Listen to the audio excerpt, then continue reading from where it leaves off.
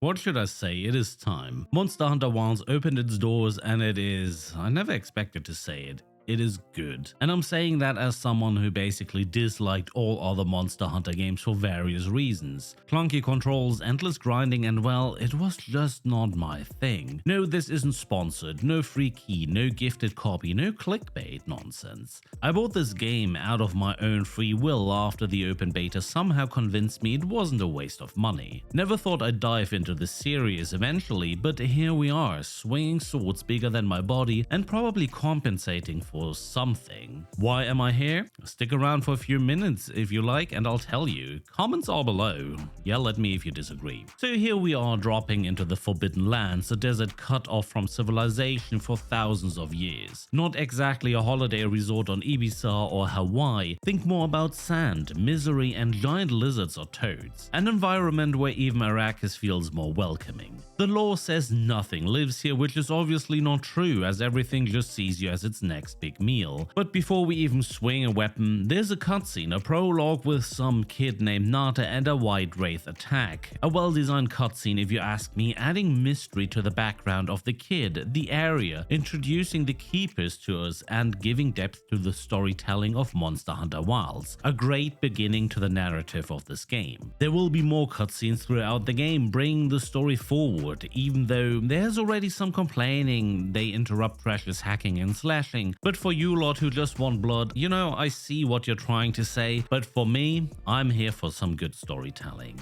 But before we head into the fight or swing our sword, we need to design our character. To my surprise, Monster Hunter Wilds has one of the best character creators I've ever seen in some time. You can basically change just everything except for your boob size, where I didn't find a direct slider. Boobs are muscles, by the way, according to this game. Apart from that, no matter what you'd like to change, hair length, makeup, nose, color of the hair tips, voice, age, should the character be short or tall, and so on. There's a slider, a parameter, or color switch for a lot of things to just create your own very individual character. Personally, I spent my first 30 minutes of gameplay just in that editor. Also interesting, you can even change your palico. I think that's what you call this talking cat at your side. I mean, look at him. Look at Salem, this creepy little bastard. Also, it looks like you can change the appearance later on, which is nice. Not many games have this. Now it is time to jump into gameplay. We have our character, we got the intro done, and we are here to fight. A Chatacabra, a giant toad. We shoot arrow after arrow, call in hunters for support, and use coatings to deal special or more damage. We can change weapons if we want though, means we're not bound to our initial choice. I personally did stick to my bow, even some people say bows are for tree-hugging elves. The fighting feels however slow and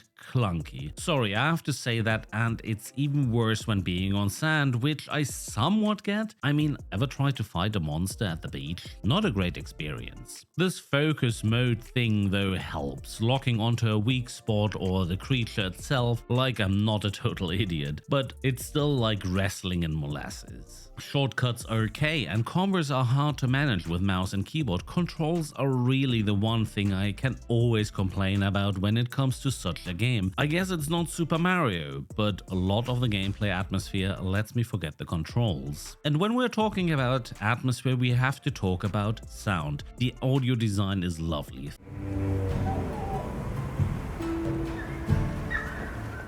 3D mixed, and it is amazing how game developers manage to bring so many nuances into an environment such as a desert. The game pulls everything from the engine, though even here Capcom did not manage to prevent hair clipping through clothes and body parts, a challenge that no one seems to be tackling for, well, let's say the last 20 years. Seriously, my character's hair looks like it's auditioning for a Poltergeist cameo. And when we talk about mounts, our beautiful sacred, or how it is called, a mount which brings us to the next objective on autopilot, usually a very good idea, but it's dumb like a piece of bread. Capcom could improve here and not let that dino bird constantly walk into walls, because it would be the direct route. It's like they gave it the IQ of a stale pretzel. And menus, there are menus. There are a lot of menus and sub-menus and sub-sub-menus, possibly more than in Microsoft Word or Excel or the system settings of Windows 11. Menus and random unexplained symbols or functions are something that Capcom needs to work on and explain to their gamers. As you see, there are still aspects that drive me up the wall, but why do I keep playing Monster Hunter Wilds when I'm sounding so negative? The story is interesting, the characters do have a credible personality and design, and even though the controls feel clunky at times, fighting is still fun. And the world design delivers an atmosphere not many games can. Monster Hunter Wilds lets you shut off the outside world and unwind in this beautiful game of giant fantastic monsters and weapons that a normal human being wouldn't be able to carry. Maybe it's escapism with a side of sand. A good way to escape. Now to the performance, I have not experienced any issues during gameplay.